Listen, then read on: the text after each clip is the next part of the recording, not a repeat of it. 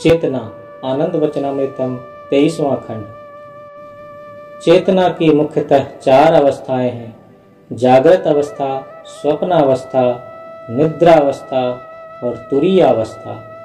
वस्तुतः तुरीय अवस्था में परम सत्ता अपने स्वरूप में स्थित रहते हैं, अपने स्वभाव में स्थित रहते हैं। जैसे दूध का दूध ही रहना, दही अथवा मक्खन रूप नहीं होना।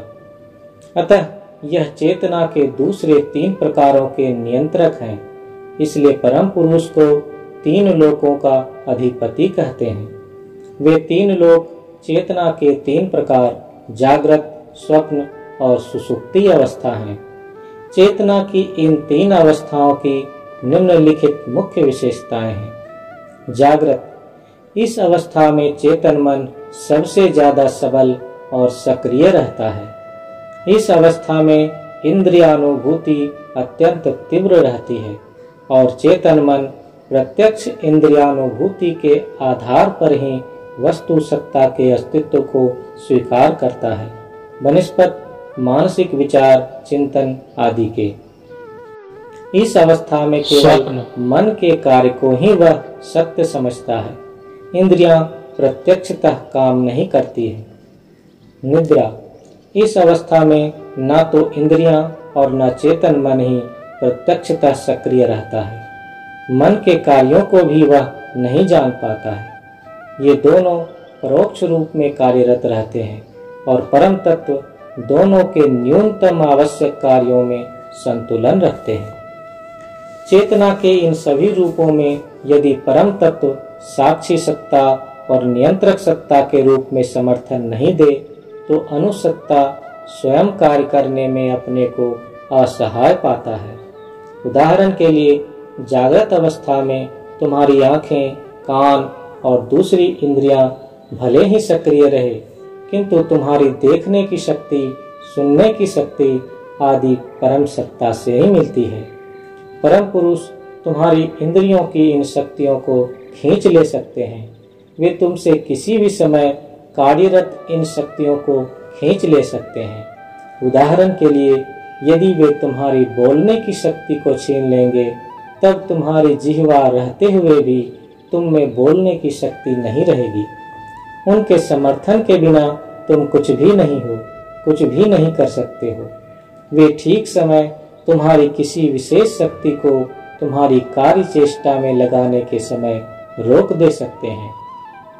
इसलिए तुम्हारी अभिव्यक्तियां ठीक उस कठपुतली के सुंदर नृत्य और नाटक के तमाशे की तरह है, लेकिन तभी तक जब तक कि उस धागे का नियंत्रण करने वाला हाथ इसकी अनुमति देता है। ठीक उसी तरह स्वप्नावस्था में भी मन की प्रमुख गतिविधियों पर साक्षी सत्ता का नियंत्रण रहता है। उनकी सत्ता के प्रति संदेह करने वाली तुम्हारी कल्पना शक्ति को तुम्हारे मन में एक वाक्य पूरा होने के पहले ही वे उसे छीन ले सकते हैं। गहरी निद्रा की अवस्था में भी जब किसी तरह की प्रत्यक्ष अभिव्यक्ति का अभाव रहता है, परम पुरुष ही जीव की आवश्यक कार्यविधि का नियमन करते हैं। यदि ऐसा नहीं होता तो निद्रा शाश्वत निद्रा में बदल जाती, जहां से पुनः जागृतावस्था में आना संभव नहीं होता। तुरीय, अतः बुद्धिमान व्यक्ति उपर्युक्त सभी अभिव्यक्तियों की कार्य विधियों को परम पुरुष की तुरीय अवस्था में समर्पित कर देते हैं। वे उनके यंत्र की तरह काम करते हैं। इससे जीव को एक बड़ा लाभ मिल जाता है। उन्हें कोई अहंकार नहीं होता और इसलिए प्रतिष्ठा जाने का भी मौका नहीं रहता। परम पुरुष का यंत्र बनना एक आह्लादकारी और कुशल अवस्था है। लोग बोलते हैं कि सांड जब पूरे शबाब पर रहता है, हम, जिसका अर्थ मैं महान हूँ करके चिल्लाता है। जब वह मर जाता है तब धुनिया उसकी अंतड़ी से धुनकी की डोर बनाता है और उस डोर से आवाज आती है, तुम तुम, जिसका अर्थ है तुम महान हो। इस तरह अंत में अहंकार का पतन हो जाता है। अतः बुद्धिमान मनुष्य आरंभ से ही तुम महान हो का भाव लेकर चलेंगे, किंतु परम पुरुष की इच्छा के बिना चेतना का कोई स्वरूप अपने आप को व्यक्त नहीं करेगा। परम पुरुष सभी वैयक्तिक और सामूहिक अभिव्यक्तियों के परम साक्षी सत्ता है। वे और चेतना के अन्य स्तर पूर्ण रूप से एक दूसरे के विपरीत हैं। वे चरम सत्ता है और चेतना के तीनों स्तर सापेक्ष हैं। यह आश्चर्यजनक परम सत्ता अंतिम सत्य है। वे सदाशिव हैं, शाश्वत चेतना है।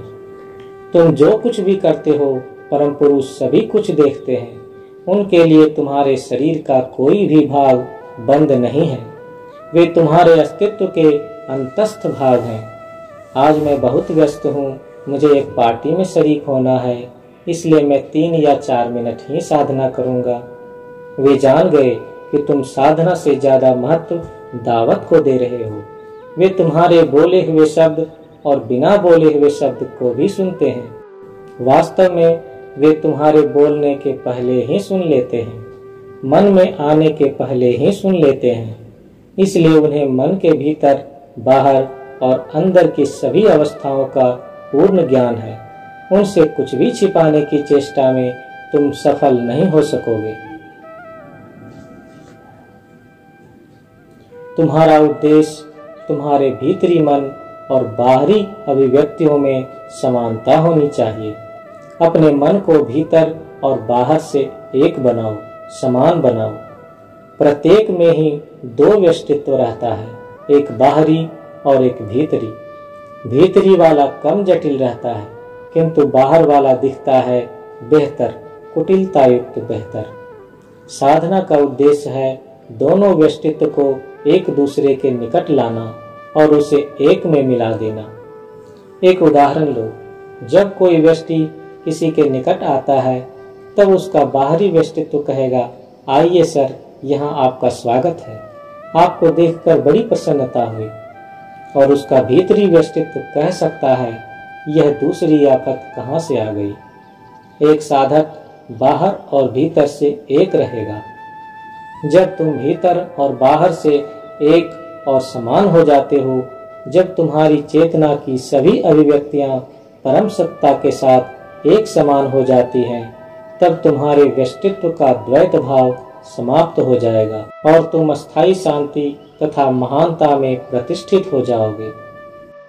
हम अपनी सुरक्षा के लिए पुलिस की सहायता लेते हैं। उस पुलिस वाले को अपनी सुरक्षा के लिए वरीय अधिकारी की जरूरत है। वरीय अधिकारी अपनी सुरक्षा के लिए परम पुरुष पर निर्भर है। अतः भय से, बाधाओं से, सीमितता से अस्थायी मुक्ति पाने और उच्चतम शुद्धता तथा शांति के लिए अपने को परम पुरुष के समक्ष समर्पित करो। यही एकमात्र आनंद का पथ है। श्री श्री आनंद मूर्ति, प्रातःकालीन जनरल दर्शन, 24 मई 1969, रांची।